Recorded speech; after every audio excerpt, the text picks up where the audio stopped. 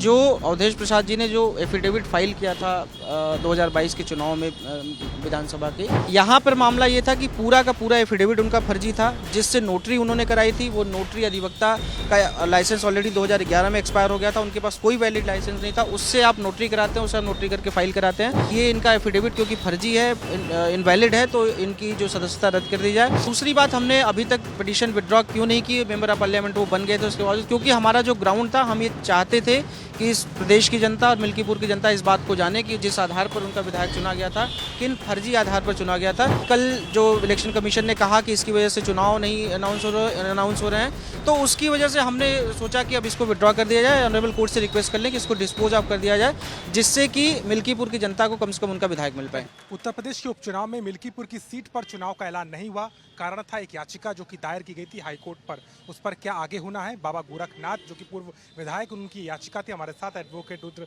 विक्रम सिंह है। ये बताइए किस तरीके से इस पूरी याचिका में आपने कहा था आप इसे विड्रॉ करेंगे, अभी का स्टेटस को क्या है? देखिए, सबसे पहले इस मामले में ये जानना चाहिए कि हमने याचिका लगाई क्यों थी, किन आधार पर लगाई थी। जो अवधेश प्रसाद जी ने जो एफिडेविट फाइल किया था 2022 के चुनाव में विधानसभा के, उसमें उन्होंने जो एफिडेविट फाइल किया था, जो हर मेंबर ऑफ पार्लियामेंट या member of legislative assembly file करता है, उस एफिडेविट में हर एक जानकारी आपकी सही होनी चाहिए। रिप्रेजेंटेशन ऑफ पीपल एक्ट 1951 ये कहता है कि अगर आपकी एक भी कॉलम की जानकारी गलत होगी तो आपकी सदस्यता रद्द कर दी जाएगी। यहाँ पर मामला ये था कि पूरा का पूरा एफिडेविट उनका फर्जी था, जिससे नोटरी उन्होंने कराई थी। वो नोटरी अधिवक्ता का लाइसेंस ऑलरेडी 2011 में एक्सपायर हो गया था, उनके पास कोई वैलिड लाइसेंस नहीं था। उससे आप नोटरी कराते हैं, उससे आप नोटरी करके फाइल कराते हैं।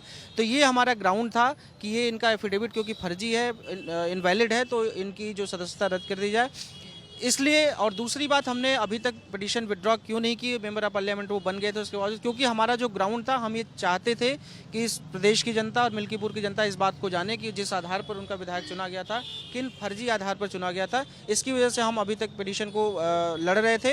हालांकि कल जो इलेक्शन कमीशन ने कहा कि इसकी वजह से चुनाव नहीं अनाउंस हो रहे हैं, तो उसकी वजह से हमने सोचा कि अब इसको विड्रॉ कर दिया जाए, ऑनरेबल कोर्ट से रिक्वेस्ट कर लें कि इसको डिस्पोज ऑफ कर दिया जाए, जिससे कि मिल्कीपुर की जनता को कम से कम उनका विधायक मिल पाए। के आधार पे कितना समय लगेगा इस प्रक्रिया में, और क्या संभावना है कि जो तारीखें अनाउंस हो गई हैं उसी में मिल्कीपुर की सीट का चुनाव हो जाए? कोशिश तो मैं यही करूंगा, आज माननीय कोर्ट में मैं मेंशनिंग करने की कोशिश करूंगा कि कल हमारी लिस्टिंग करके कल ही इसको डिस्पोज ऑफ या विड्रॉ की एप्लीकेशन दे दी जाए, जिससे कि 18 को जो गजट नोटिफिकेशन इशू होने वाला है, उसी में हम इलेक्शन कमीशन को इन्फॉर्म भी करते हैं, उनसे रिक्वेस्ट भी कर लें कि इसी में हो जाए, क्योंकि अननेसेसरी का जो जिस तरीके से विपक्ष द्वारा इस बात को घुमाया टहलाया जा रहा है, तो उस बात को हम चाहते हैं कि इसी में मिल्कीपुर की जो चुनाव है इनके साथ ही हो जाए। बाकी इलेक्शन कमीशन को डिसाइड करना है कि वो अभी कराते हैं या बाद में कराते हैं। चूंकि चुनाव को हुए काफी समय हो चुका है, सांसद चुन लिए गए हैं अवधेश प्रसाद, लेकिन अभी तक आपने इस एप्लीकेशन को क्यों नहीं विड्रॉ किया?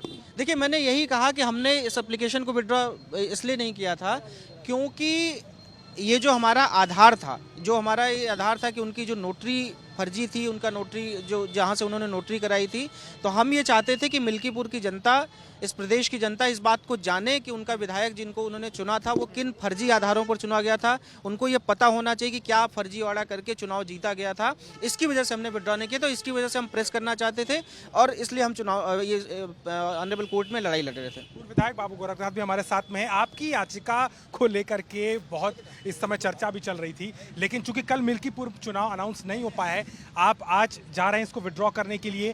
क्या लगता है आपको, जो उद्देश्य आपका था वो पूरा हो गया?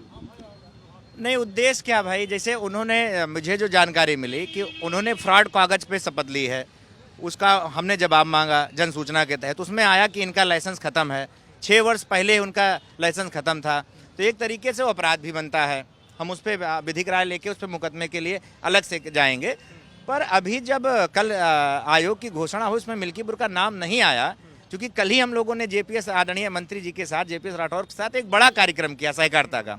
उसी के बाद एक घोषणा आई, मिल्कीपुर का नाम नहीं आया, तो हम लोगों के पैरों तले जमीन खिसक गया। फिर अगले 15 मिनट ये लगा कि क्यों नहीं आया, तो पता चला कि एक मुकदमा याचिका दाखिल है बाबा गोरखनाथ की तरफ से। तो उससे पूर्व मैंने जानकारी की थी, तो चूंकि जिस पद के लिए लड़ाई थी उसको उन्होंने इस्तीफा दे दिया था, तो हम लोगों ने समझा था कि वो शून्य है। अधिवक्ताओं ने कहा वो शून्य हो गया, उसका कोई मतलब नहीं है। पर चूंकि जब आयोग ने कहा है, तो आयोग बड़ा होता है, चुनाव आयोग। इसका असर इतना बड़ा पड़ सकता है कि चुनाव रुक जाएगा उस सीट पर? नहीं भैया, सपने में नहीं हम लोग सोचे थे, सपने में नहीं सोचे थे। हम लोग तो पूरी तैयारी कर रहे थे, वरना कोई ऐसी बात होती तो कल ही आयोग ने घोषणा की, आज ही हम टाइम से 10 बजे से कोर्ट आ गए हैं और हम अपना वापस ले लेंगे याचिका। आपको लगता है इसका नुकसान होगा, क्योंकि विपक्ष लगातार इस बात को कह रहा है कि बीजेपी चुनाव से डर गई इसलिए वहां पर रोक दिया गया, और जिस तरीके का नैरेटिव अवधेश प्रसाद को लेकर खड़ा किया जा रहा था, एक नुकसान पार्टी को होगा? नहीं नहीं, कहीं से नुकसान नहीं। अगर नुकसान किस बात का होगा भाई, राजनीति में सब लगा रहता है, कोई भाग तो रहा नहीं है कि हम भाग रहे हैं, हम मुकदमा लड़ रहे हैं। भाई कल एक बात संज्ञान में आई है, तत्काल उस पर कार्रवाई हो रही है, अगले 2 दिन में वो वापस हो जाएगा। और मैं आपके बताना चाहता हूँ, अवधेश जी भय खाते हैं तो केवल बाबा गोरखनाथ से। 3 चुनाव हम उनसे लड़े हैं। पहला चुनाव जब वो कैबिनेट मंत्री थे, उनके बेटे को मैंने 3416 वोटों से हरा दिया। उनके कैबिनेट मंत्री रहते मैंने उनको 29,000 से चुनाव हरा दिया। तीसरा चुनाव में हमारा ग्राफ बढ़ा, आप पता कर लीजिए, आपके पास डाटा है, 93,500 जनता ने हमको वोट दिया। और वहाँ पार्टी की मजबूत दावेदारी है और मेरी दावेदारी वहाँ मजबूत है। बाकी शीर्ष नेतृत्व को निर्णय लेना है, तो कहीं से कोई डरा वरा नहीं है। ये सब गलत बातें हैं, गलत अफवाहें बातें हैं। चुनाव का नतीजा इस समय हो चुका है, अक्टूबर की 15 तारीख आ गई है। आपको लगता है कि आप पहले भी ले सकते थे वापस याचिका को वापस? आपको लग रहा था इस स्थिति में बढ़ सकता है चुनाव? नहीं, हमने विधिक राय ली थी अपने अधिवक्ताओं से, तो उसमें ये हुआ, जब अवधेश प्रसाद ने इस्तीफा दे दिया तो जिस विषय की लड़ाई थी वो तो शून्य हो गई। मान लीजिए हम बहुत पहले वापस ले लिए होते तो क्या चुनाव आयोग ना कराता? आप किसी समझिए। अब चूंकि इस तरीके का मामला मुझे लगता है प्रदेश में पहली बार था, प्रदेश और देश में, तो इस गुत्थी को कोई समझ नहीं पाया, ना हम समझ पाए ना कोई समझ पाया। एक तरीके से इसको आप जो भी नाम देना चाहे थे, पर कहीं मन में ये नहीं था कि चुनाव ना हो। लगातार पार्टी वहाँ तैयारी कर रही है, हम लोग लगातार क्षेत्र में काम कर रहे हैं। मुख्यमंत्री खुद प्रभारी हैं। हाँ, तो ऐसा कोई मन में था नहीं, ना पार्टी के पर मन में कुछ था ना किसी के पर था।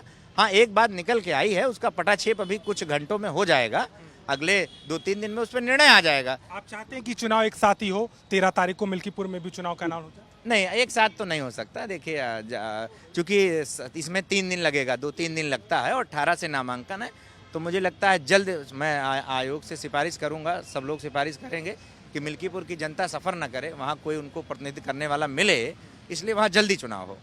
आपको लगता है एक तकनीकी आधार पर एक बड़ा नुकसान हो सकता है, या उसकी संभावना नजर आ रही है? नहीं, हमको तो नहीं लगता। वहाँ सारा समीकरण भारतीय जनता पार्टी के पक्ष में है और करके दिखाया गया है। भाई आदमी करता है तभी बोलता है, हम लोगों ने करके दिखाया है। ऐसा नहीं कि वहाँ की जनता ने नकार दिया हो। इस चुनाव में भी पीडीए का जो हवा चली, उसके खिलाफ भी आप देखिए मिल्कीपुर सबसे अच्छा प्रदर्शन रहा। वहीं से वो विधायक रहे, वहीं उनकी कर्मभूमि रहे अवधेश प्रसाद जी की। हम तो मान लीजिए राजनीति में नए थे, मात्र 7700 वोटों से वो जीते हैं, मात्र 7700 वोटों जीते हैं, जबकि यादवों का गढ़ है, मुस्लिमों का गढ़ कहा जाता है, बाबू मिस्सेन की वो धरती कही जाती है। इसके बाद हम लोगों ने जम के लड़ाई वहाँ लड़ी है। शुक्रिया। हमसे बात करें तो कहीं ना कहीं बाबा गोरखनाथ जिनकी याचिका को लेकर के पूरा ये विवाद था, हालांकि चुनाव आयोग ने मिल्कीपुर सीट पर फिलहाल ऐलान नहीं किया है, लेकिन अपनी याचिका को वापस ले रहे हैं और उम्मीद करते हैं कि जल्द से जल्द ये बहाली होगी और मिल्कीपुर में भी चुनाव होगा, जिसमें बीजेपी पूरी तरीके से उतरती नजर आ रही है। लखनऊ से कैमरामैन रोहित के साथ अभिषेक मिश्रा, आज तक।